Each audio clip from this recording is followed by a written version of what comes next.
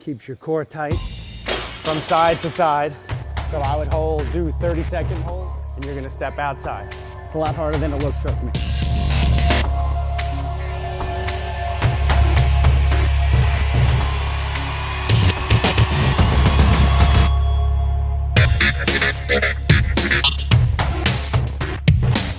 In the next video series, you'll see 5 movements that we're gonna show you here in the gym, but that can be done at home. All these movements will transfer over to lowering your lap times, giving you some more endurance, and being safer on the track. Okay, so the first movement we did can be done in a door jam, as it's explained. You can kneel down, you can use a ball, a stool, anything to bring your hip height up. Sit down, so you know that your knees can hold on to the wall. So this would be the wall, here's the door opening. Now that we're in here, I can lean out, hands behind my back, knee out like you're going into a turn, while your other knee is hooked like it would be on the side of the tank. Because you can do these at home with iso holds from side to side, so you can strengthen up your core and your back, so while you're under braking and going into a corner, you're not putting all that pressure on the bars. The big benefit this gives you is it allows you to rotate over the one side and have to hold your weight up kind of under a longer time.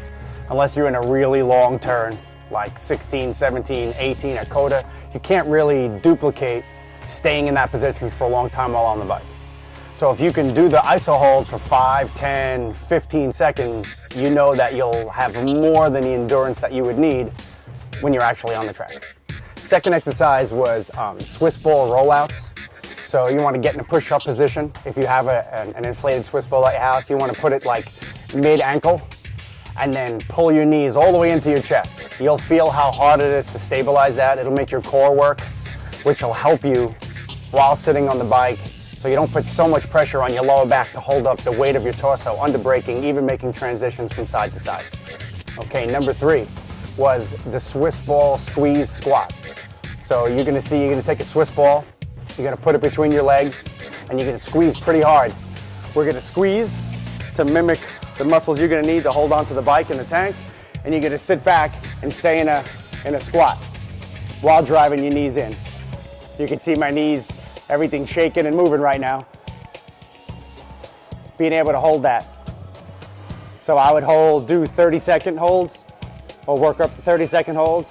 Again, this is gonna mimic all the adductor muscles you need, and while working the quads and your legs for holding your body position up while on the bike. Okay, number 4 was the kettlebell goblet hold side lunge, which is gonna work multiple structures. So you're gonna hold it in here, okay, just like you would be on the bike when you transition from side to side, and we're gonna lunge and put our body on the outside like you would be on the peg. Gonna lunge this way, keep everything stable, core tight, arms tight, so your forearms are working, your biceps, your arms are working a little bit to control the weight, and you're gonna step outside. So you're gonna be working your forearms and your arms for holding the kettlebell, keeping it tight, keeps your posture up, makes your core work, and then you're gonna do that side lunge because you're gonna be holding your body weight on the inside of those turns. All that weight's on that inside foot, loading your inside peg, so this is gonna mimic that. Okay, number 5, the hardest one, is we'll call them windshield wipers.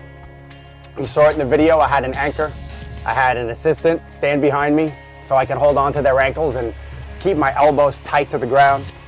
I'm gonna put my body in a pike position with my legs straight up and try to just kind of like a windshield wiper. Bring my legs over to one side and the other. That's gonna make your pelvic floor work and give you much more rotational strength. This is some rotational movements you could do at home to strengthen up your core and pelvic floor, to give you a little bit more body control while on the bike, transitioning from turn to turn. So have somebody to anchor against, shoulders planted, try to keep your legs at a 90, and just slowly rotate over. Kind of like a windshield wiper. It's a lot harder than it looks, trust me. And it's also going to give you way more range of motion. So if you can stretch and have your body more mobile and pliable, it's much easier to get into that position, get your shoulders outside center line on the bike, and even drop your head when you're picking up the throttle to maintain proper body position. So in the second segment of this series, which will be coming up shortly, we'll have a bike in the gym. It'll be mounted and we'll start to show proper body position. We'll have one of the instructors here from Ride Smart. And this entire series is to make you safer and faster.